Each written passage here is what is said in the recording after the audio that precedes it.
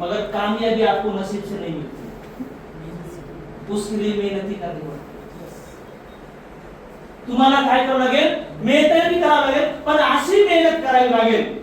बरेचशा लोकांनी आज network marketing मध्ये याच्या अगोदर पण मेहनत केल्या नाही असा प्रकार नाही। 2007 पासून जाधव सरांनी सांगितलं, कधीपासून मित्र आम्ही नेटवर्क मार्केटिंग मध्ये 2007 पासून असे नेटवर्क मार्केटिंग मध्ये खूप झमेला केले, पण कुठं यश नाही, कुठं यश नाही का।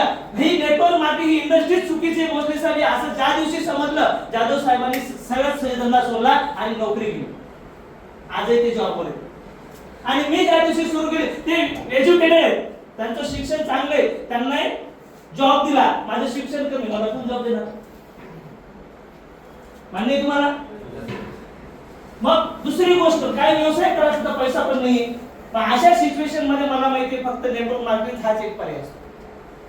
पण बऱ्याचशा वर्षानंतर 19 महिन्यापूर्वी मला रियांश माझ्या हातामध्ये आला आणि तुम्ही नशीबवान समजता, ज्यांनी आज हात वर केला की मी पहिल्यांदा या मीटिंग मध्ये आलो, तुम्ही आमच्यापेक्षा खूप नशीबवान आहे की रियांश आज फर्स्ट टाइम तुमच्या हातामध्ये आला, फर्स्ट टाइम तुमच्या हातामध्ये आलं। मित्रांनो, आज 19 महिन्यापूर्वी जर रियांश मध्ये चालू केला असेल, त्याचं एकमेव आज इथपर्यंत जर माझं यश जर उभं झालं असेल, त्याचं एकमेव कारण आहे फक्त रियांशने बनवलेले हे प्रोडक्ट।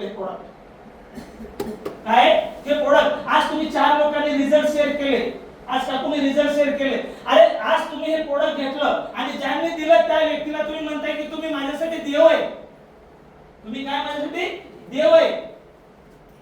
सर असे दररोज 10 फोन येतात मला, किती? 10 फोन येतात। सर तुम्ही आमच्यासाठी देवासारखे धावून आले, असं दररोज जर 10 लोकांनी जर तुम्हाला म्हणलं, सर ताई तुमचं सार्थक झालं की नाही झालं, तुमच्या आयुष्याचं सार्थक झालं की नाही झालं, अरे असं काम करा, त्यामध्ये पुण्य असलं पाहिजे।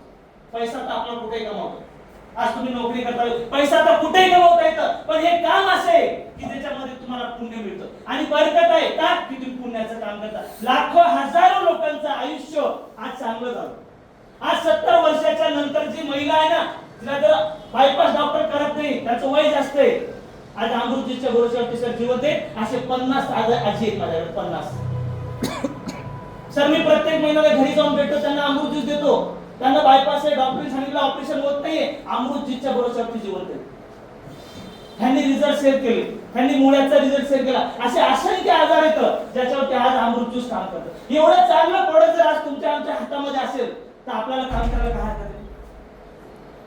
प्रोडक्ट नंबर 1 आहे, त्याचा रिझल्ट आज तुम्ही युट्यूबला टाकत, पण लाखो रिझल्ट भेटतील, वेगवेगळ्या आजाराचे लाखो रिझल्ट भेटतील।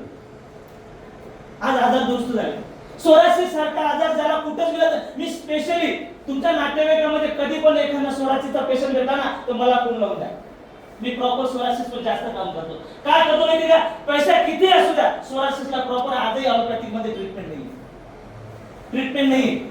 आणि जर एखादा म्हणला माझ्याकडे पैसे पण नाहीये तर मी त्याला अशीच बॉटल देऊन टाकतो, का की त्याचा विलाजच कुठे नाही। अरे ज्याचा विलाजच कुठे नाहीये, त्याचा विलाज जर अमृत ज्यूस मध्ये होत असेल, याच्यापेक्षा मोठं काम कोणते आहे हातामध्ये?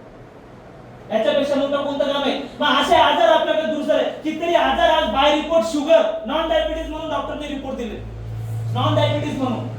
मेडिकल सायन्सला चॅलेंज करत नाहीये आपण, पण डॉक्टरने रिपोर्ट दिले नॉन डायबिटीज म्हणून, पूर्ण बीपीच्या गोळ्या बंद झाल्या, शुगरच्या गोळ्या बंद झाल्या, आज थायरॉइडची 200 mg ची गोळी बंद झाल्या, बाय रिपोर्ट आहेत आपल्याकडे। असंख्य आजाराचे बाय रिपोर्ट जर हे आजार हे प्रोडक्ट जर दुरुस्त करत असतील तर याच्यापेक्षा पुण्याचं काम कोणते आपल्याकडे?